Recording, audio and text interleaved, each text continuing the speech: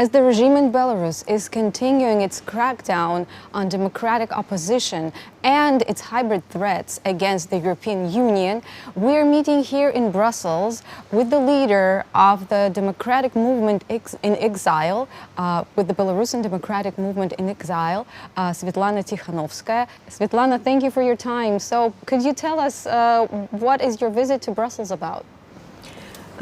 This time we are holding the fifth meeting of consultative group between the European Union and Democratic Forces of Belarus. We formalized format of communication between our movement and the European Union. It's actually an unprecedented step just to coordinate our actions, to coordinate our vision and develop strategies how to treat Belarusian regime and how to help Belarusians to win this fight.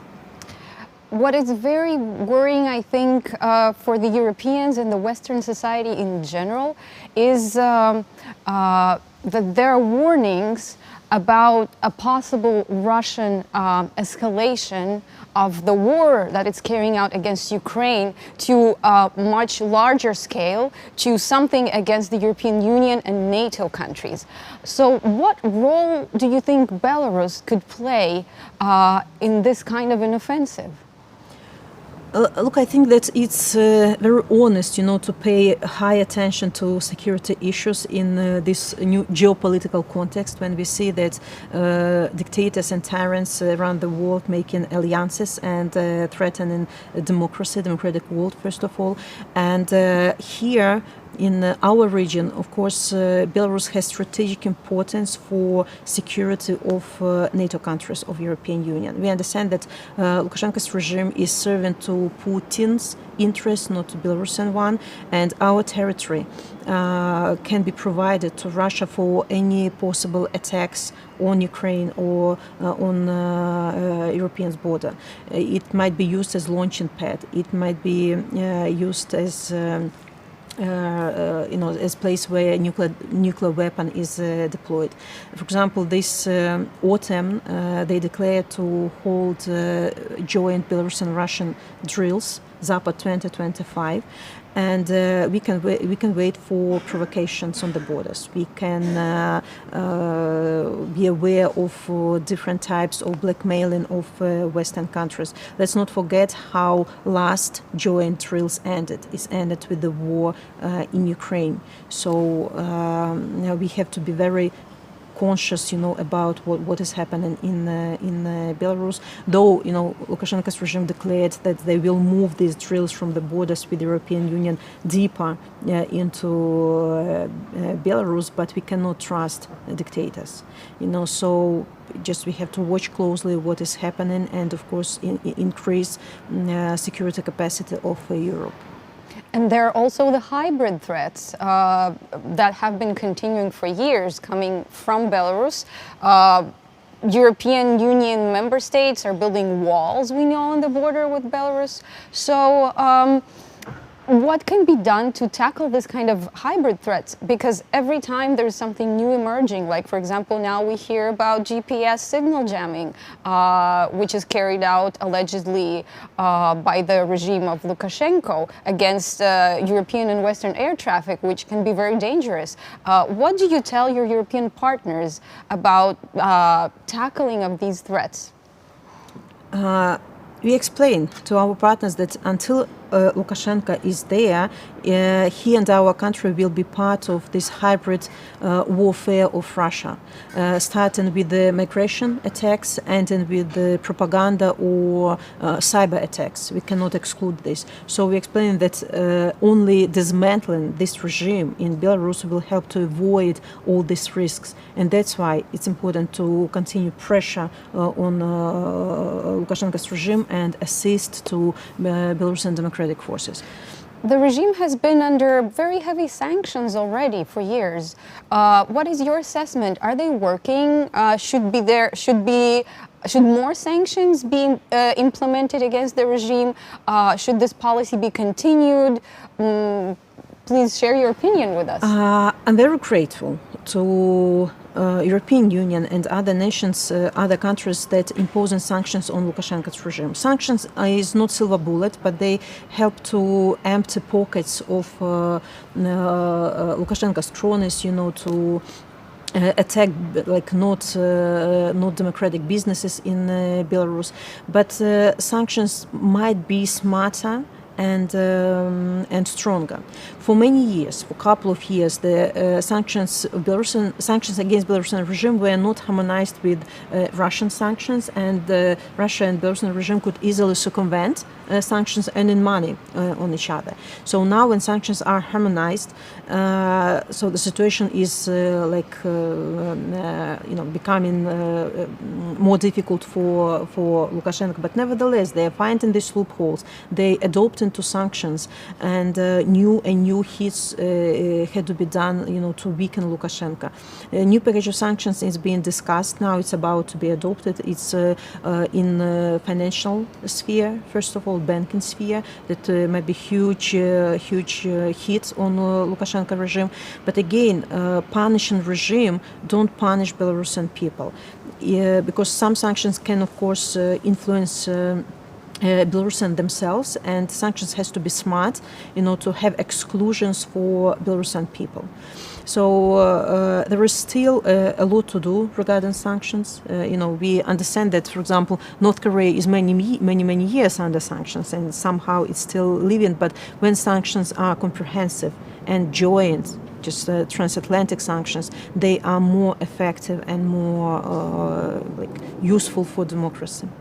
It has been almost 5 years that you and other members of the democratic movement in Belarus tried to achieve a peaceful change of the regime. In August, it will be the 5-year anniversary. However, what we're talking about clearly indicates that there has been no change, that the regime is still there, and the situation with human rights and also with the prisoners of the regime is just getting worse.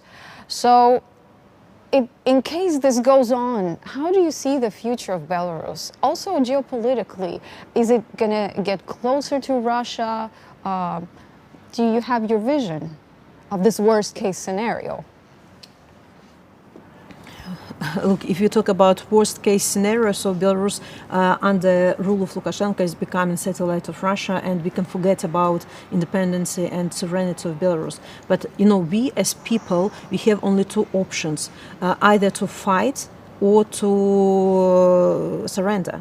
And our choice is evident. We don't know how long our fight will take time, but we can't say that situation is not changing in Belarus. Yes, Lukashenko is still there, and yes, repressions are increasing, but repressions are increasing because Lukashenko feels his weakness. He feels that, for 5 years, people didn't start to love him again or trust him again. He feels absolutely weakness and fragility. And he's ready even, to sell our country piece by piece to Russia, but only, save himself. He doesn't care about Belarus. He cares only about his personal surviving, political surviving. So we have to do all the possible to not to allow this worst scenario, and it's not only task of Belarusian people. It's the task of democratic world, to widen sphere of democracy, and not to give up on fighting against dictators, because dictators very fast, feel this weakness of democracy, and they will attack, bolder. They will attack, faster, and. That's why we encouraging our democratic allies, not to stop as well, not to say these words. Look, sanctions are imposed, nothing is changing. Just find new instruments or use the instruments and institutions you have more effectively. Don't be modest, in working. Let's take such international institution like UN. UN has many structures that are rather not working effectively, if I say mildly, like UN Human Rights Council, you structure that might demand access to those who are held incommunicado in Belarusian prison. You have right to demand from the regime answers, not just like we don't have political prisons and that's it, just loudly, publicly, push, keep pressure, but sometimes it seems that democratic world and democratic institutions don't feel its strength, don't feel its power. What can we do against dictators? It's the same like Belarusian people told what we can do against dictator, but we managed, we showed that we are against, and for 5 years we are fighting against it. So democracy, be bolder, be stronger, show your teeth you have. So I think it's a very logical but last question. Ukraine is fighting against a dictator that is trying to consume and invade their country. We have all been witnessing this horrible war for over 3 years now, and now there are some attempts, as you of course know, in establish some or achieve some kind of a ceasefire. So yes, taking into consideration everything that we have said about Belarus, here's an interesting question. What role can Belarus play in those ceasefire or peace talks in order to achieve at least a stable ceasefire in Ukraine? So first of all, we have to understand that end of shooting is not the end of the war.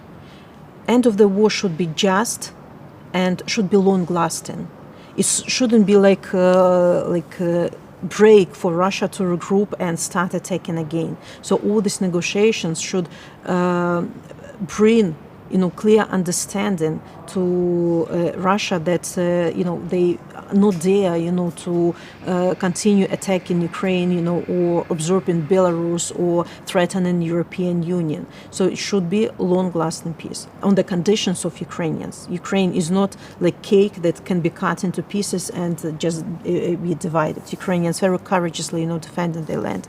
Second, Belarus should be part of these negotiations, not in Lukashenko face. Lukashenko doesn't serve to the interest of Belarus. He's Putin's vassal. So, and I'm understand that maybe Belarusian democratic forces cannot be part of these negotiations, but we are asking our democratic partners, first of all Europeans, to put Belarusian issue on the table, to discuss it, not to leave Belarus's cancellation prize to Putin, to demand from Russia on this step of negotiation that they have to withdraw their troops from Belarus, they have to take away the nuclear weapon and not interfere into internal processes of our country.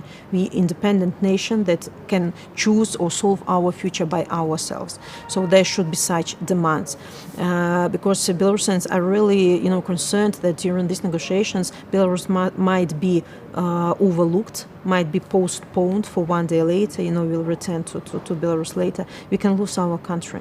So, and so is, I hope the world understands strategic importance of Belarus for regional security. The question of Belarusian independence and sovereignty will be on the table as well. Thank you very much for talking to DW. Thank you.